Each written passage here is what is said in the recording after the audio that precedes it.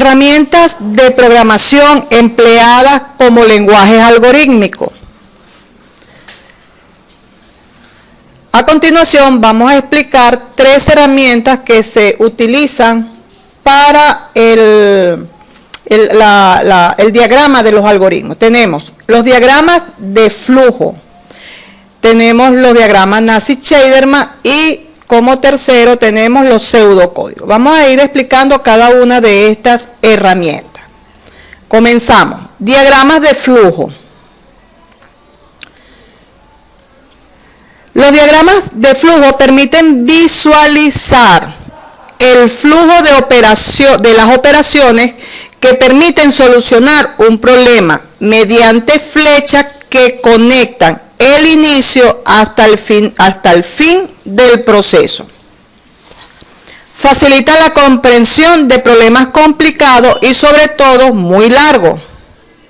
Son útiles para explicar el programa a otras personas. Son difíciles de actualizar y complejos de leer si este ocupa varias páginas. Los símbolos que se utilizan para los diagramas de flujo han sido normalizados por las organizaciones ANSI y por la ISO. A continuación presentamos los símbolos más utilizados. El símbolo de terminal representa el inicio y el final de un programa.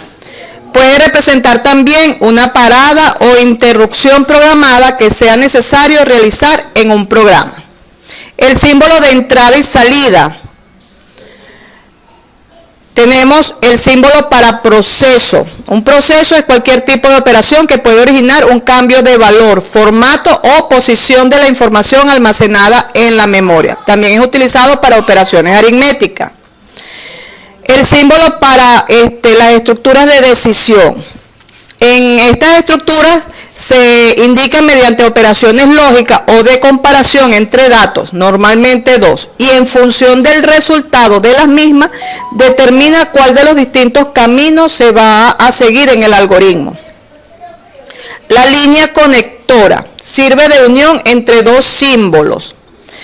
El siguiente símbolo se utiliza como para salida de datos, específicamente para la pantalla. Tenemos el símbolo para las salidas múltiples, decisión múltiple. En función del resultado de la comparación se va a seguir uno de los diferentes caminos de acuerdo a dicho resultado.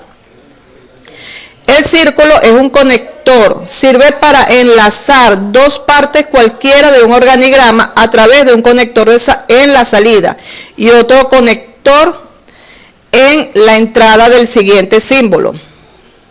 Tenemos las flechas. Las flechas nos van a dar la indicación que va a seguir el flujo del algoritmo.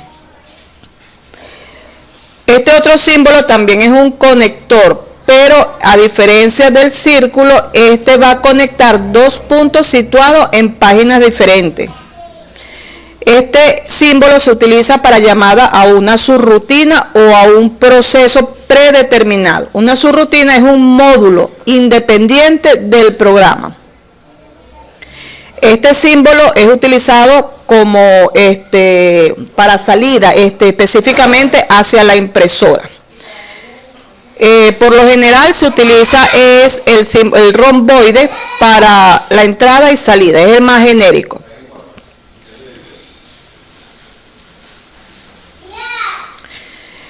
Los símbolos de entrada y salida se utilizan siempre cuando se quiere introducir una información a la computadora o cuando se va a extraer información del computador.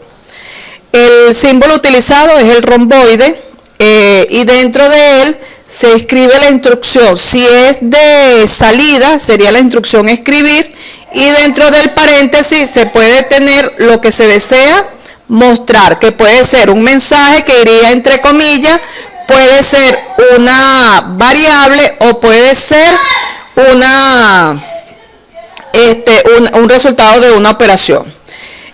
También podemos tener para instrucción de captura de información. Se utilizaría el comando leer y entre paréntesis tendríamos la variable que va a almacenar el valor que se suministra.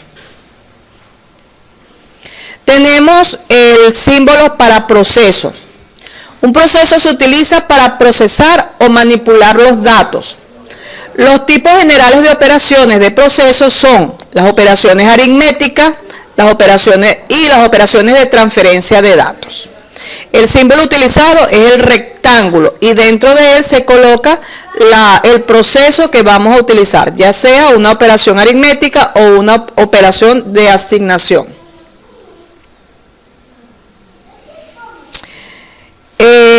Tenemos los símbolos de decisión. Este se utiliza es el romboide. Una operación de decisión es una operación lógica requerida para la toma de decisiones. Lo más común es determinar relaciones entre los datos. Por ejemplo, igualdad, mayor o menor, entre otros. Se utiliza para representar operaciones en las que existen dos posibles alternativas a tomar frente a una decisión dada. Por ejemplo, si tenemos como vemos en el ejemplo, tenemos notas igual a 1. Aquí hay una operación de comparación entre el valor que tenga almacenado la variable nota y la va a comparar con la variable N1. Si esos valores son iguales, daría verdadero y se tomaría el camino hacia la derecha. En cambio, si la nota es diferente al N1, entonces el resultado daría falso y se seguiría el camino de la flecha hacia abajo.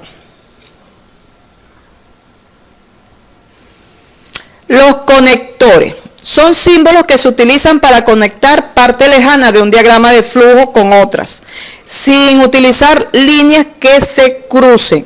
Es una práctica común situar una letra o un número en cada conector para saber hacia dónde cuál es el camino que se va a seguir. Como podemos ver en el ejemplo, en esa estructura de decisión donde en el caso de ser cierto, el programa iría al punto A y el punto A lo vemos que está un símbolo más abajo. El otro conector es conectores fuera de página, como podemos observar el que está al final con el símbolo B.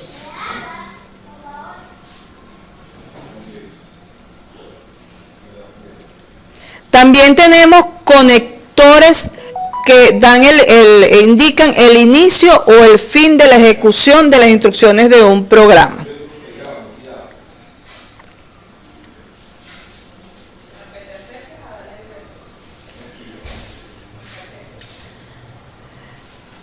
Existen unas reglas para la creación de diagramas de flujo. Estas reglas son: los diagramas se deben escribir de arriba hacia abajo y de izquierda a derecha. Los símbolos se unen con flechas que indican la dirección en que fluye la información. Las líneas de flujo nunca deben ser diagonales ni se deben cruzar. Se deben utilizar conectores para separar el flujo del diagrama a un sitio distinto. Se deben utilizar conectores cuando sea estrictamente necesario. El escrito dentro de un símbolo debe ser legible y preciso. Solo los símbolos de decisión pueden tener más de una línea de flujo de salida. No deben quedar líneas de flujo sin conectar. Los símbolos pueden tener más de una línea de entrada a excepción del símbolo final.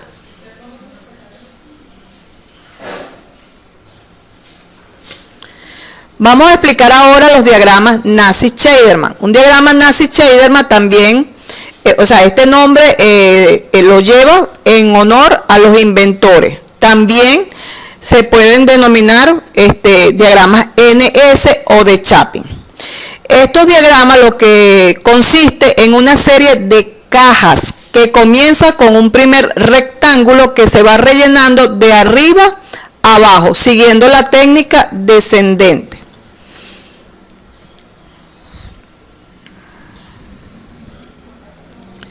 La estructura secuencial sería una serie de cajas, de rectángulos, en el cual se van a colocar cada una de las instrucciones que contiene el algoritmo. Como pueden ver en el ejemplo, sería como una tabla de una sola columna donde cada una de sus filas va a contener la instrucción del algoritmo. Las estructuras selectivas, las estructuras de decisión. Estas estructuras pueden ser la simple, que solamente va a tener la parte verdadera, sería en pseudocódigo, sería sí, entonces.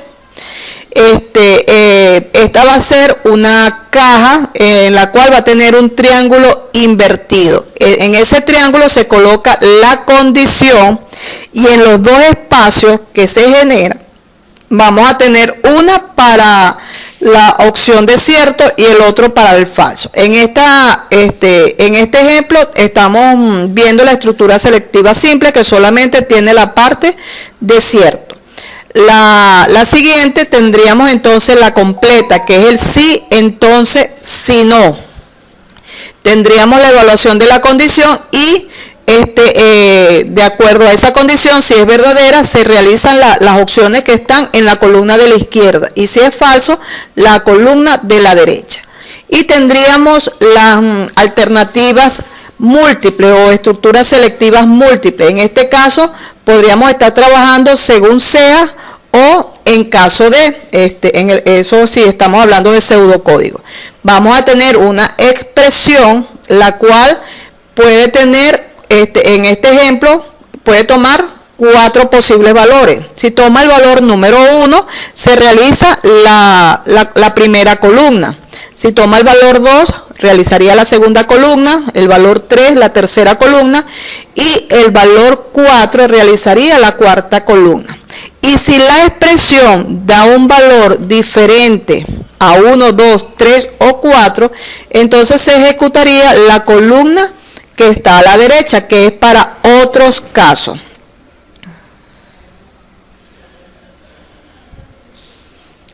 También podríamos ver las estructuras repetitivas. Una estructura repetitiva son las estructuras que permiten ejecutar, que se ejecuten ciclo o bucle. Estas estructuras serían el desde, que es el for, el mientras, que es el while, y el repetir, el repeat. En la primera estructura, que es el for, vamos a tener un contador que va a estar desde un valor inicial a un valor final. Y en la caja del centro se van a ejecutar todas estas acciones. Este ciclo se estaría repitiendo hasta que el contador llegue al valor final. En cambio, el ciclo mientras tendríamos una condición en la parte superior. Si esa condición se cumple, se ejecutan todas estas acciones. Si la condición no se cumple, se pasa por alto a la siguiente instrucción. En cambio, la opción repetir, observen que la condición está en la parte inferior. Entonces, se realizan todas las acciones y al final es que se hace la evaluación. Si la condición se cumple, entonces se repetiría las acciones. La diferencia entre un mientras y un repetir es que el mientras puede ser que nunca se ejecute, porque para ejecutarse debe cumplir con la condición inicial. En cambio, el repetir se va a ejecutar por lo menos una vez. Tenemos la tercera herramienta, los pseudocódigos. Un pseudocódigo es un lenguaje de pseudoprogramación. Es una imitación del código de la computadora. Podemos decir que es una mezcla del lenguaje natural. Son términos y símbolos utilizados en uno o más lenguajes de alto nivel. Por ejemplo, vamos a ver lo que tenemos en esta caja que está al lado. Tenemos un ejemplo de un pseudocódigo, el cual permite calcular el área de un triángulo. El área del triángulo es una fórmula que es base por altura dividido entre 2. Entonces, necesitaríamos obtener primero, conocer la base, después conocer la altura y realizar la multiplicación de esta base por altura dividido entre 2. Entonces sería, vean que tenemos la declaración de dos variables, base y altura de tipo entero. Solicitamos, diga la base, leemos la base.